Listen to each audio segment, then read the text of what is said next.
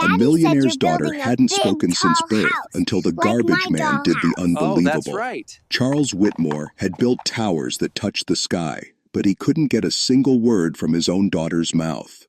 Emma was 6 years old and had never talked. She wasn't deaf. She wasn't unable to speak. Doctors said her voice was perfectly fine. Therapists had tried endless sessions. Charles and his wife Margaret took her to clinics in New York, Boston, even Zurich. Every expert walked away with the same hopeless sigh. She can talk. She just won't. Margaret's eyes had dark circles underneath them. "She doesn't even call me Mama, Charles," she whispered one night, her voice shaking. "Do you know what it's like to carry a child? To wait years for that first word, and it never comes?" Charles tightened his jaw, unable to answer. He threw money at the problem, but money had no voice. Their big house echoed with silence that grew heavier every day. Emma smiled. Yes, she laughed without sound. Yes, but she never talked. Not a single daddy. Not a single, "I'm here."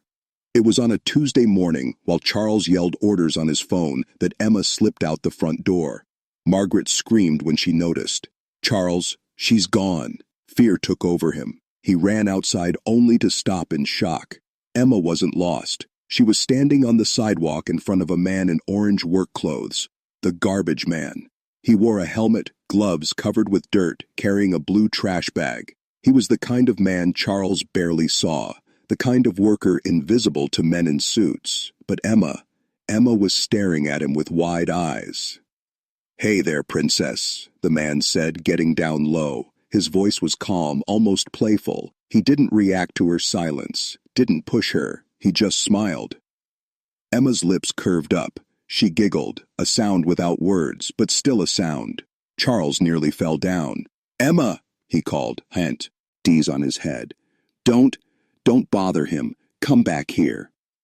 But Emma didn't move. She tilted her head, studying the man as if he carried a secret no one else knew. The garbage man set the bag down and tapped it. "You know what this is?" he asked softly.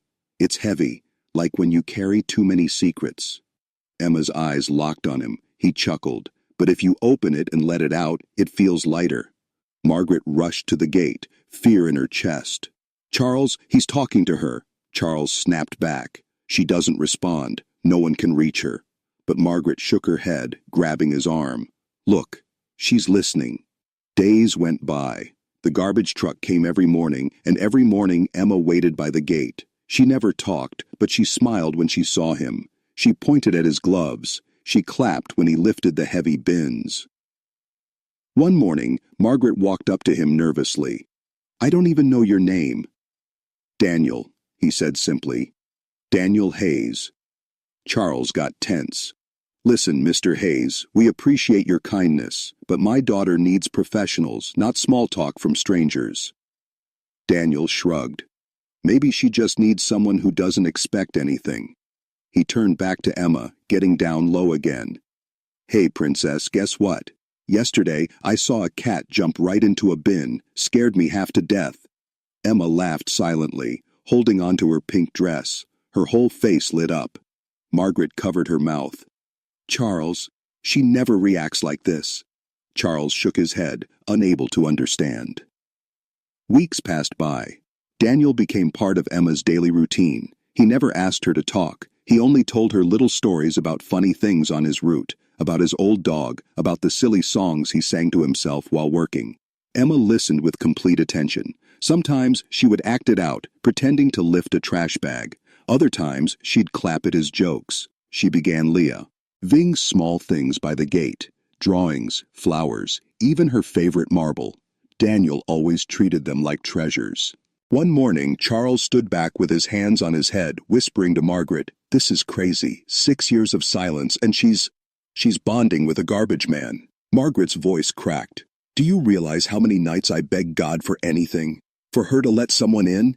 I don't care who he is. Look at her, Charles. She's alive with him." Emma leaned close to Daniel, lips moving as if she wanted to form a word. But nothing came out. Not yet.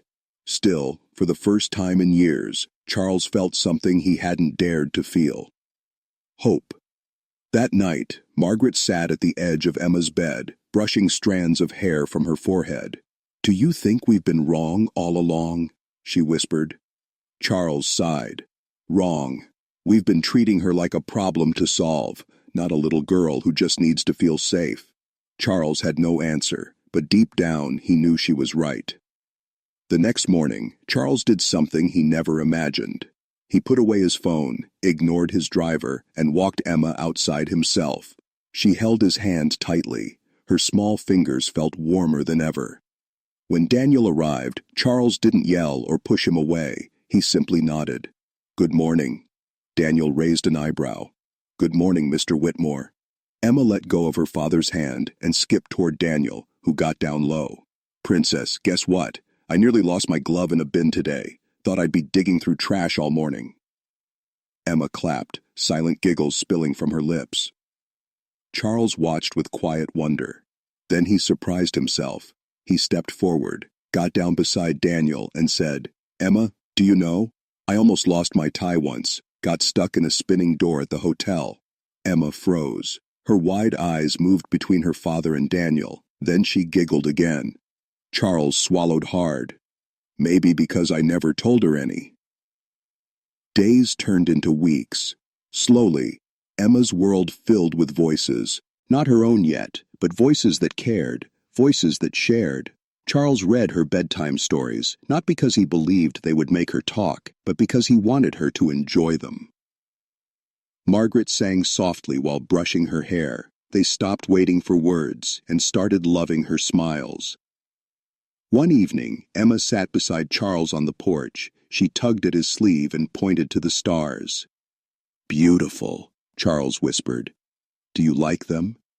Emma nodded, eyes shining. Charles leaned close. "You don't have to say anything. I understand." But inside his heart hurt.